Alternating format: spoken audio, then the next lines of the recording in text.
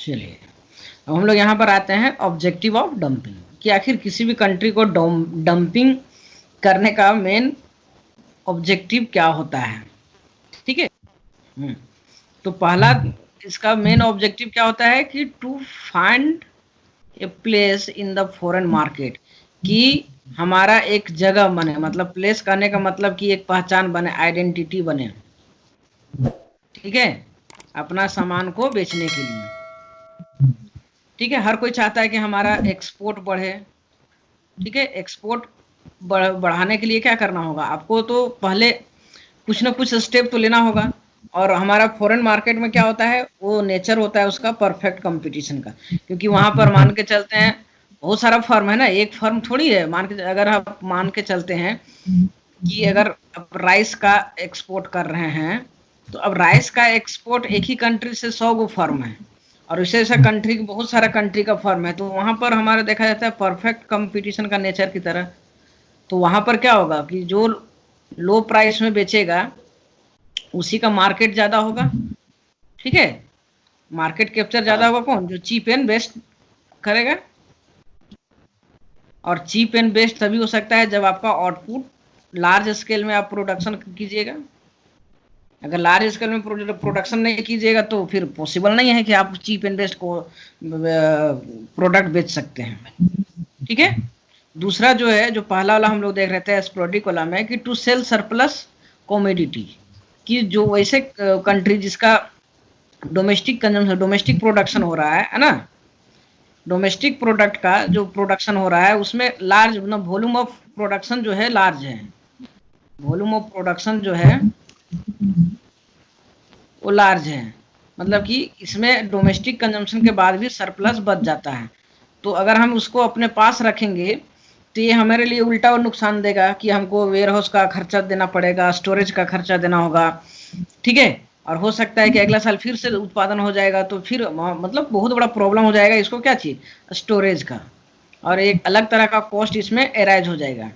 तो इस चीज से बचने के लिए क्या करता है कि उसको बेच देते हैं, चाहे उससे दो फायदा हो जाता है। एक तो हमारा सरप्लस भी बिक जाता है, दूसरा हम फॉरेन मार्केट में एक अपना आइडेंटिटी भी बना लेते हैं, या फिर एक इंटरनेशनल रिलेशन भी एस्टेब्लिश हो जाता है। ठीक है, तीसरा जो होता है एक्सपेंशन ऑफ इंडस्ट्री। कौन सा इंडस्ट्री, डोमेस्टिक इंडस्ट्री, कि जो डंपिंग कर रहा है कंट्री, उसका मेन कारण, मेन फोकस किस पर है। जैसे चाइना को अगर हम लोग देख लेते हैं, तो चाइना शुरू में मोबाइल एकदम सस्ता में बेचा। कारण क्या था कि एक उसका डोमेस्टिक डिमांड तो था ही मोबाइल का या इलेक्ट्रॉनिक्स गुड्स का, है ना। लेकिन वो क्या किया कि ये डंपिंग का यूज करके अपना फॉरेन मार्केट को भी कैप्चर करना है। तो उसका उद्देश्य क्या था कि हमारा प्रोडक्ट का मार्केट जो है ना, या डिमांड बोलते हैं, वो बढ़े। तो जैसे जैसे डिमांड बढ़ेगा। सर एक हेलो। चीज पूछना, तो एक्सपेंशन इन जो वो ऑफ इंडस्ट्री है, हम्म, उसमें जो डंपिंग करने का मेन कारण है कि डोमेस्टिक मार्केट को बढ़ाना है। डोमेस्टिक इंडस्ट्री को, देखिए डंपिंग हम ज़्यादा से ज़्यादा माल क्यों बेचना चाहेंगे, ताकि हमारा जो बिजनेस है, हमारा इंडस्ट्री है, वो बढ़े ना। हम्म। जैसे कि तो आप सर ज़्यादा से फॉरेन ज़्यादा सामान। कंट्री में ना। हाँ, तो डोमेस्टिक में तो मोनोपोली है ही, डोमेस्टिक में तो उसका बिक ही हम्म। रहा है, समझे। हम्म। तो उसको नया डिमांड क्रिएट करना होगा, तो कौन सा स्पेस बचता है, यही ना, फॉरेन स्पेस बचता है। फॉरेन। हम्म। ठीक है, तो फॉरेन में भी तो अकेला शेर नहीं है ना जी, अकेला फर्म तो नहीं है, वहां पे तो और भी है। तो उसको हटाना हम्म। पड़ेगा ना। हम्म। तो उसको हटाने के लिए क्या करना होगा कि प्राइस कम रखना होगा। हाँ, कम प्राइस पे देना होगा, ताकि देखिए कंज्यूमर का नेचर होता है, वो क्या चाहता है कि लो प्राइस की ओर ज्यादा अट्रैक्ट होता है, लो प्राइस। ठीक है, तो अगर एक ही एक मोबाइल सेम फीचरेज का आपको मिल रहा है 1,000 रुपया में, ठीक है, और दूसरा हम्म। सेम फीचरेज मिल रहा है आपको 1,500 रुपया में, ये हम्म। इंडियन है, ये चाइनीज है, तो अब किसको लेना पड़ेगा, कंज्यूमर किसको प्रीफर करेगा, है। उसमें उसको देखेगा ना भाई, अपना आय के अनुसार इसको ले लेगा। तो ये इसका डिमांड क्या हो जाएगा, ऑलरेडी खत्म हो जाएगा। जब डिमांड खत्म हो जाएगा, मेन तो डिमांड ही है ना, कि अगर किसी भी प्रोडक्ट का डिमांड अगर कम हो जाता है तो उसका प्रोडक्शन अपने आप बंद हो जाता है। ठीक है, बात समझ में आ गया? Yes sir. और ये है न्यू ट्रेड रिलेशन।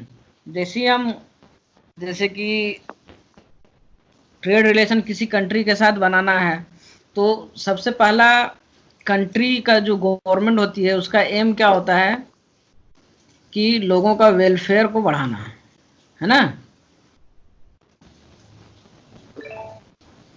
वेलफेयर को हम लोग जो है मापने का बहुत सारा तरीका है, लेकिन बेसिकली जो वेलफेयर को मेजरमेंट होता है वो होता है कंजम्पशन से, है ना। और कंजम्पशन जो है वो किससे मेजरमेंट होता है, एक्सपेंडिचर से। तो अब वैरायटी ऑफ गुड्स का कंज्यूम कीजिएगा, कब कीजिएगा, जब आपको एफोर्डेबल होगा, एफोर्डेबल प्राइस में आपको अवेलेबल होगा ना। तो जैसे ही मान के चलते हैं कि अगर जैसे कि मान के चलते हैं कि कोई भी डोमेस्टिक जो प्रोडक्ट है उसका प्राइस हाई है ना। तो अगर चीप आता है तो शॉर्ट टर्म के लिए क्या होता है कि लोगों के लिए अच्छा होता है, उस चीज का यूटिलाइज कर सके, अपना बढ़ा सके। ठीक है, लेकिन ये लॉन्ग टर्म के लिए क्या हो जाता है, नुकसान हो जाता है। तो इस केस में क्या होता है कि उस अब जिसके साथ व्यापार कीजिएगा तो श्योर है कि उसके साथ रिलेशन बनेगा ही। हो सकता है कि आपका भी नया ट्रेड का दरवाजा खुल जाए, ठीक है, या फिर उसके चलते आपके यहाँ क्या हो जाए, कंपटीशन होता है। समझ रहा है ना, कि जब आपके डोमेस्टिक मार्केट में कंपटीशन बढ़ता है, जैसे अगर जो मोनोपोली है डोमेस्टिकली, तो वो अपना क्या होता है कि सोया हुआ रहता है कि अरे चलो हम ही तो अकेले हैं, जितना चाहेंगे उतना हम बेचेंगे, जितना प्राइस लेंगे। लेकिन जब कोई कंपटीटर आ जाता है तो इस केस में क्या होता है कि वो भी अपना टेक्नोलॉजी या इम्प्रूवमेंट करना शुरू करता है। ठीक है, तो यहाँ पर गवर्नमेंट टू गवर्नमेंट भी रिलेशन इम्प्रूव होता है, लेकिन शॉर्ट टर्म के लिए याद रखिएगा दोनों काम होता है, गवर्नमेंट टू गवर्नमेंट। बात समझ में आ रहा है ना सर? तो मोनोपोली अदर कंट्री में परफेक्ट कंपटीशन जैसा काम करने लगता है इंटरनेशनल मार्केट में। हाँ, इंटरनेशनल मार्केट में जैसे कि एक एग्जांपल ले लेते हैं कि मान के चलते हैं रिलायंस जो है,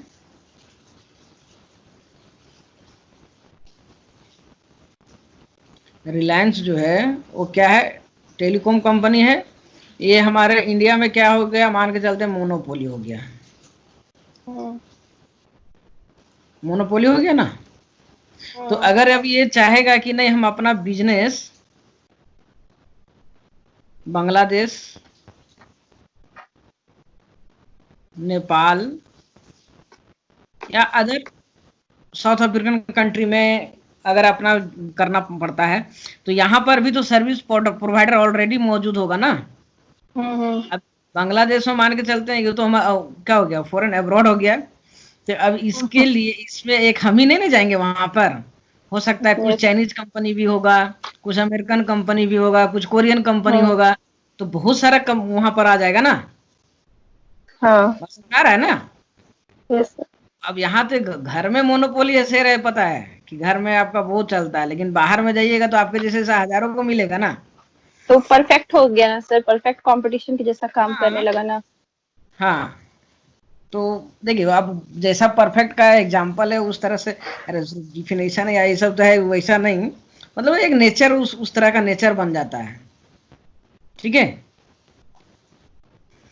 बस समझ में आया। Price determination under the dumping, देखिए ये इसका भी बहुत क्या बोलते हैं डिस्कस कर चुके हैं, लेकिन फिर भी एक बार बता देते हैं कि ये जो डिपेंड करता है कि प्राइस कितना होगा कि नहीं होगा, किस प्राइस पे बेचेंगे, डंपिंग पॉसिबल है या नहीं है ना, तो उसका कंडीशन पे। तो डंपिंग का कंडीशन क्या होगा, यही याद रखिएगा, डंपिंग का जो कंडीशन था वो याद रखिएगा। डंपिंग कब पॉसिबल होगा? पहला तो उसके लिए क्या होगा कि डोमेस्टिक मार्केट में क्या होना चाहिए, डोमेस्टिकली मोनोपोली। मोनोपोली होना चाहिए। दूसरा क्या होना चाहिए कि दोनों कंट्री में, है ना, दो मार्केट हो जाता है ना, तो डिफरेंट डिमांड होना चाहिए, या फिर इसको बोल सकते हैं डिफरेंट एलास्टिसिटी ऑफ डिमांड।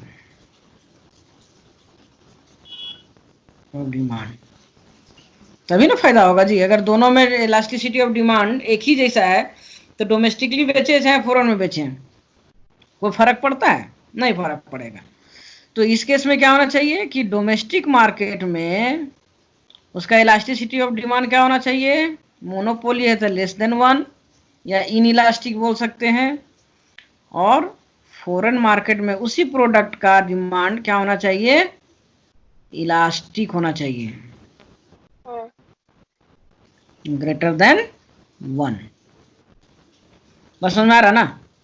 तो अब देखिए, जो जितना ज्यादा इन इलास्टिक होगा उतना हाई प्राइस चार्ज कर सकता है, ठीक है, और जितना ज्यादा इलास्टिक होगा उतना कम प्राइस चार्ज कर सकता है। अगर इलास्टिसिटी जितना हाई रहेगा, अगर इलास्टिसिटी इन्फिनिटिव अगर हो जाएगा तो प्राइस क्या करना होगा, इसको परफेक्ट कंपटीशन के बराबर करना होगा, है ना। मतलब कि जितना ज्यादा इलास्टिसिटी होगा प्राइस उतना ही कम इसको रखना होगा, ठीक है। और जितना कम इलास्टिसिटी रहेगा उतना ज्यादा वो क्या करेगा, अपना प्राइस हाई कर लेता है। इसी चलते जो डंपिंग जो करता है फर्म, वो डोमेस्टिकली मोनोपोली होता है, उसका लेस इलास्टिक होता है, तो वो डोमेस्टिकली वो कोई भी प्राइस चार्ज कर सकता है।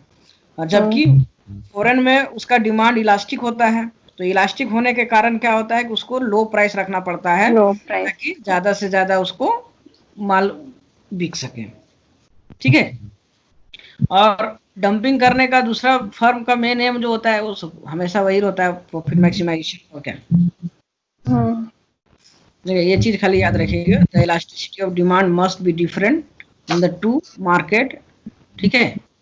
और the foreign market should be perfectly competitive and domestic market is monopoly, ये बता चुके हैं, अब यहाँ पॉइंट कर सकते हैं। और इक्विलिब्रियम कंडीशन तो वही होगा, M R equal to M C, ठीक है, M R equal to M C. तो अब देखिए दो मार्केट है तो यहाँ पर दो गो आएगा ना, एम आर ए मैच बताएंगे तो इसमें उसमें बता देंगे, M R B equal to M C, ठीक है। क्योंकि दोनों का कॉस्ट ऑफ प्रोडक्शन देखिए फैक्ट्री एक ही है, इस केस में प्राइस डिस्क्रिमिनेशन में केस में भी देखिएगा कि सिंगल प्लांट है। सिंगल प्लांट कहने का मतलब कि एक ही प्लांट से प्रोडक्शन हो रहा है ना, और जब एक ही फैक्ट्री से बन रहा है तो मार्जिनल कॉस्ट उसका एक ही होगा ना, ठीक है। अब भले उसको दो मार्केट में बेच रहा है तो बेचेगा तो सेल करेगा मार्केट 1 और सेल मार्केट 2। तो इस केस में क्या होगा कि इस यहाँ से रेवेन्यू अलग आएगा, क्योंकि इसका प्राइस अगर हाई है ना, दोनों में अलग अलग प्राइस में है ना, और इसका अलग आएगा। तो जब दोनों को जोड़ देंगे तो ये हमारा क्या आ जाएगा, टोटल एम आर आ जाएगा, और जहाँ M R equal to M C होगा वहीं पे इक्विलिब्रियम होगा, ठीक है।